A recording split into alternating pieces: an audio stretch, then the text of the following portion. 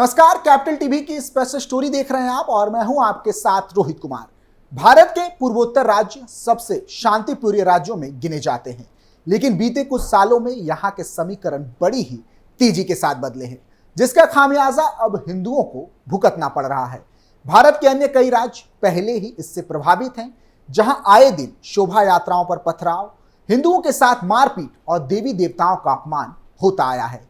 लेकिन कहते हैं ना कि आग बड़ी ही तेजी के साथ फैलती है और ये आग अब उत्तर पूर्व के मणिपुर तक जा पहुंची है, जिसने बड़ा ही भयंकर रूप ले लिया है। बीते दिन मणिपुर में आयोजित जगन्नाथ यात्रा के दौरान जो कुछ हुआ, उसने हिंदुओं की लाचारी को दर्शाया है, उनकी सुरक्षा को लेकर प्रश्न चिन्ह खड़े किए हैं। क्या है मणिपुर की राजधानी इम्फाल से जुड़ी पूरी घटना, जहां जगन्नाथ यात्रा के दौरान चलने लगी ताबड़तोड़ गोलियां, बात करेंगे आज की स्पेशल स्टोरी में। साथ ही कोशिश करेंगे मणिपुर के पूरे समीकरण को समझने की।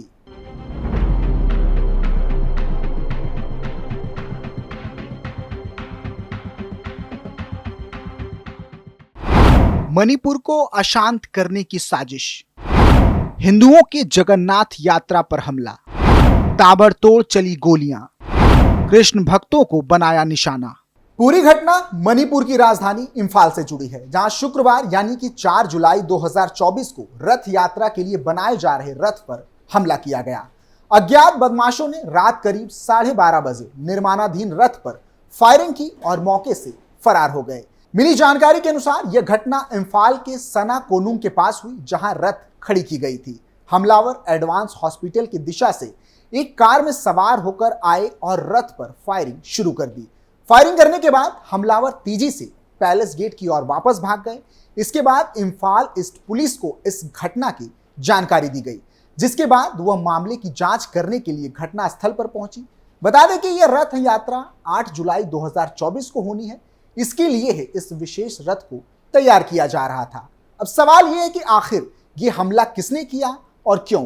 क्या इसके पीछे किसी कट्टरपंथी गुट का हाथ है या कोई और कारण?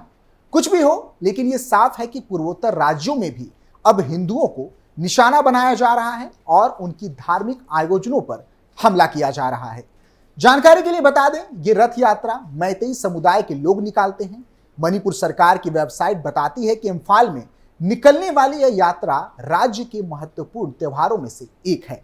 यह उत्सव 10 दिनों तक चलता है और यह रथ यात्रा उड़ीसा के पुरी में निकलने वाली जगन्नाथ यात्रा की तरह ही होती है, जो कि हिंदुओं के लिए एक बड़ा उत्सव होता है। चिंता की बात यह है कि इस रथ यात्रा पर हमला बीते लगभग 1.5 वर्षों से मणिपुर में चल रही अशांति के बीच हुआ। राज्य के 2 समुदायों कुकी और मैतेई के बीच चल रहे इस संघर्ष में अब तक कई लोगों की मौत हो चुकी है और बड़ी संख्या में लोग बेघर हुए हैं। पिछले कई वर्षों से चले आ रहे इस संघर्ष में कुकी और मैतेई समुदाय के लोग एक दूसरे की जान के दुश्मन बन गए हैं। स्थिति इतनी खराब हो गई है कि राज्य में शांति स्थापित करने के लिए सरकार को सेना की मदद लेनी पड़ी। बावजूद राज्य में आए दिन हिंसा और प्रदर्शन की खबरें आ रही हैं। अब तक इस जातीय हिंसा में 160 से भी अधिक लोगों की मौत हो चुकी है, जबकि सैकड़ों की संख्या में लोग घायल हुए हैं। राज्य से कई लोग पलायन कर अन्य राज्यों में शरणार्थी के रूप में रहने के लिए मजबूर हैं, लेकिन स्थिति सुधरने का नाम नहीं ले रही। चलिए हम आपको जनसंख्या आधारित कुछ आंकड़ों से भी रूबरू करवाते हैं, जिसको लेकर हिंदू और ईसाई समुदाय आमने सामने हैं। साथ ही जानने की कोशिश करेंगे कि आखिर कुकी और मैतेई समुदाय के बीच जारी हिंसा का वास्तविक कारण क्या है। कौन है कुकी समुदाय? कुकी एक जनजाति है जो भारत के मणिपुर और मिजोरम राज्य के दक्षिण पूर्वी भाग में निवास करती है। कुकी भारत, बांग्लादेश और म्यांमार में पाए जाने वाले कई पहाड़ी जनजातियों में से एक है।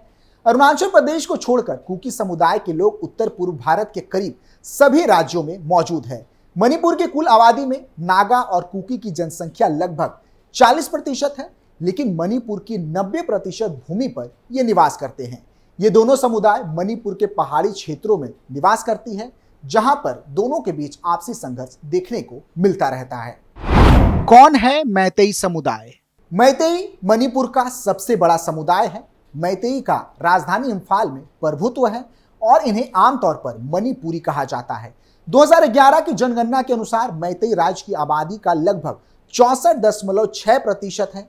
हालांकि इसके बावजूद मणिपुर की भूमि के लगभग 10% हिस्से पर ही उनका कब्जा है। मैतेई समुदाय के अधिकांश लोग हिंदू हैं, जबकि नागा और कुकी मुख्य रूप से ईसाई हैं।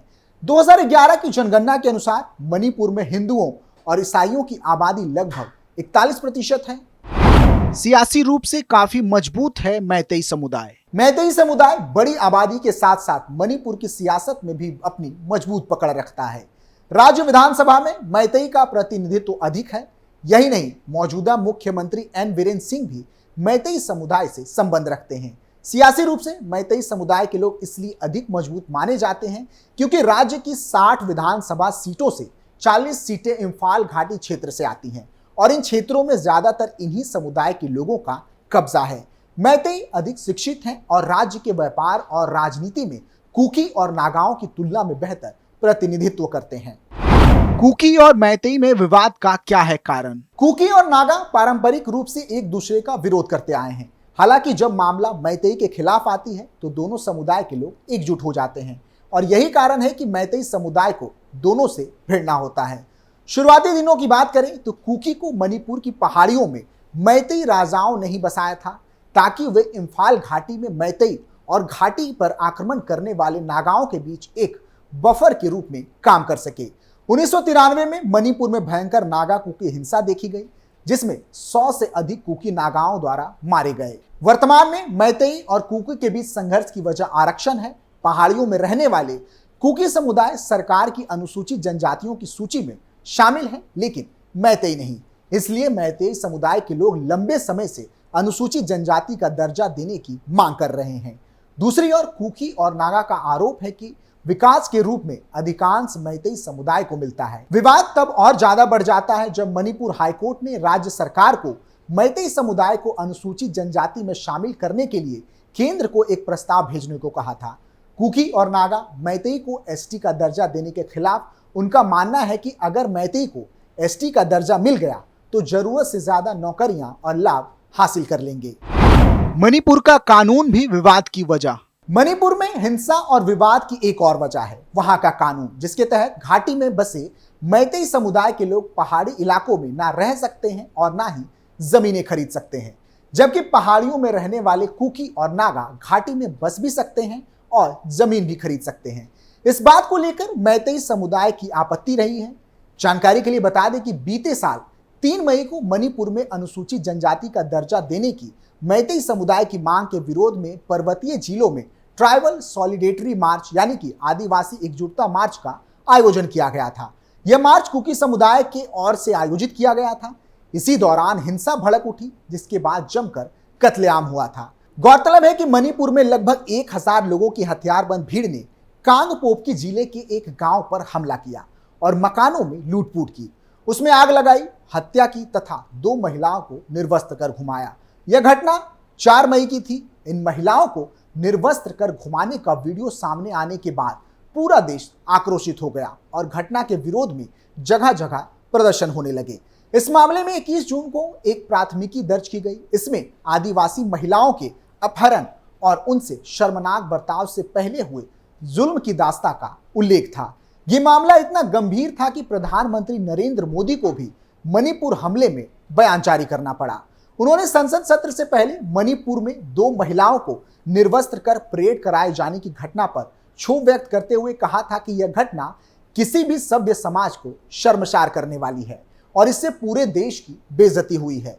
प्रधानमंत्री ने देशवासियों को विश्वास दिलाया था कि इस मामले के दोषियों को बख्शा नहीं जाएगा और कानून सख्ती से एक के बाद एक कदम उठाएगा। उन्होंने आगे कहा था कि मणिपुर की बेटियों के साथ जो हुआ है, इसके दोषियों को कभी माफ नहीं किया जा सकता। प्रधानमंत्री ने आगे यह भी कहा था कि मैं इस लोकतंत्र के मंदिर के पास खड़ा हूं, तब मेरा हृदय पीड़ा से भरा हुआ है, क्रोध से भरा हुआ है। मणिपुर की जो घटना सामने आई है वह किसी भी सभ्य समाज को शर्मसार करने वाली है। पाप करने वाले, गुनाह करने वाले कितने हैं और कौन कौन है वह अपनी जगह पर हैं, लेकिन बेइज्जती पूरे देश की हो रही है। 140 करोड़ देशवासियों को शर्मसार होना पड़ रहा है। अब एक बार फिर मणिपुर को अशांत करने की कोशिश की जा रही है और कहीं ना कहीं जगन्नाथ यात्रा पर यह हमला ईसाई कट्टरपंथियों की एक साजिश हो सकती है। फिलहाल के लिए इतना ही। आप देखते रहिए कैपिटल टीवी उत्तर प्रदेश। नमस्कार।